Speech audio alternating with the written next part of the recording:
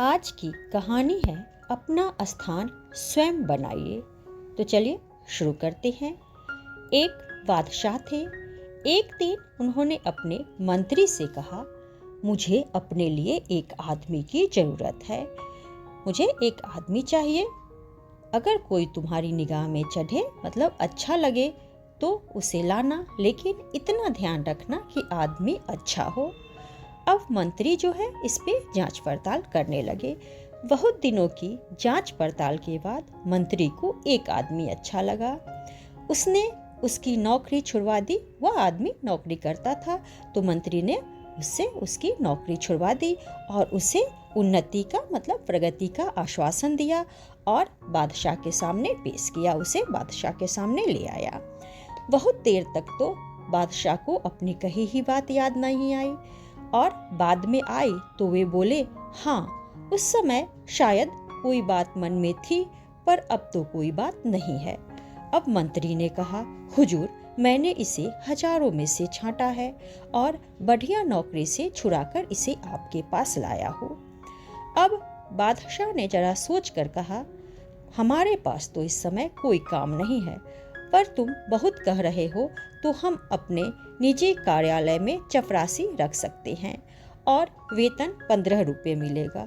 मंत्री को राजा की यह बात बहुत बुरी लगी, पर उस युवक ने कहा कि मेरे लिए सबसे बड़ा वेतन यह है कि मुझे अपने बादशाह की सेवा करने का मौका मिलेगा।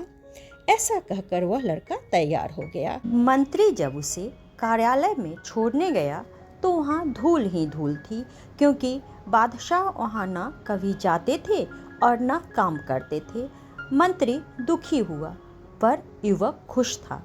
उसने अच्छा स्थान दिलाने के लिए मंत्री के प्रति कृतज्ञता भी प्रकट की। उसने लगातार कई दिनों तक उस कार्यालय को साफ किया और उसे शाही कार्यालय का रूप दिया।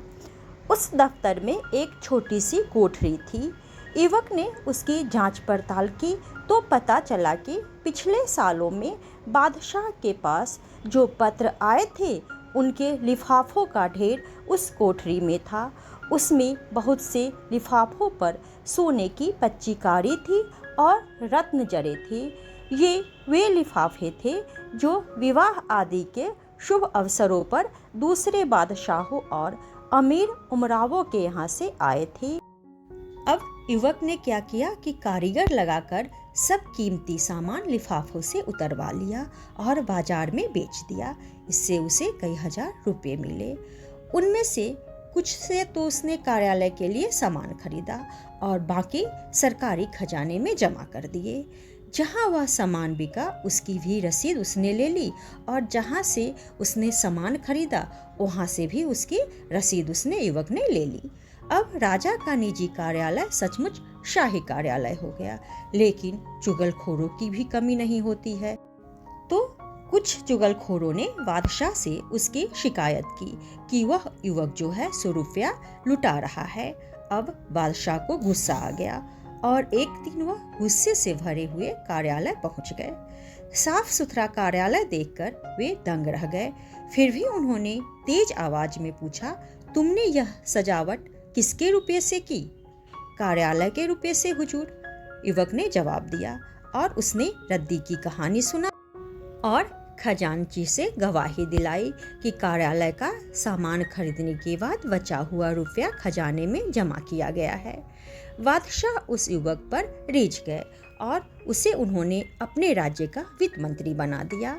दूसरे मंत्री इससे परेशान हुए, क्योंकि वह ईमानदार था और वह न बेईमानी करता था और न किसी को करने देता था। अब जो भी मंत्री बादशाह के पास जाता किसी न किसी बहाने उस युवक की शिकायत करता, जिससे कि वह बादशाह की नजरों से गिर जाए।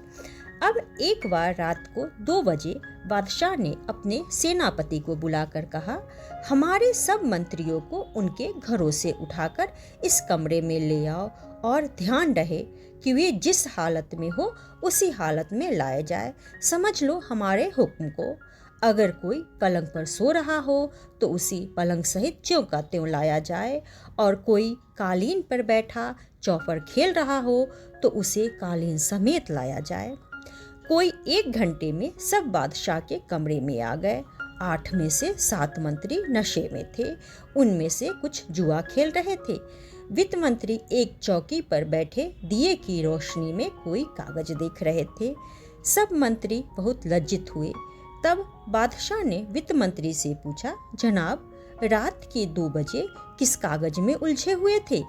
उसने उत्तर दिया, हुजूर, दूर के इलाके से इस साल का जो राजकर आया है उनमें पिछले साल से 1 पैसा कम है, तो बार बार देख रहा था कि जोड़ में भूल है या सचमुच पैसा कम है। अब जब युवक ने इतना कहा तो बादशाह ने क्या किया कि अपनी जेब से 1 पैसा देकर कहा, लो, अब हिसाब ठीक कर दो और जाओ आराम करो।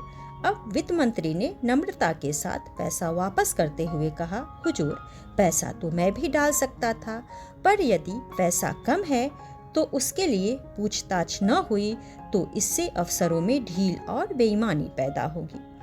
बादशाह उस युवक से बहुत खुश हुए और उन्होंने उसे अपना प्रधानमंत्री बना दिया। तो इस कहानी से हमें क्या सीख मिलती है कि ईमानदारी से अपना काम करना चाहिए और ईमानदारी और मेहनत से हम अपने जीवन के सारे लक्ष्य को प्राप्त कर सकते हैं। तो आज के लिए इतना ही। अगर आप लोग को यह कहानी पसंद आए तो वीडियो को लाइक करें और चैनल को सब्सक्राइब करें।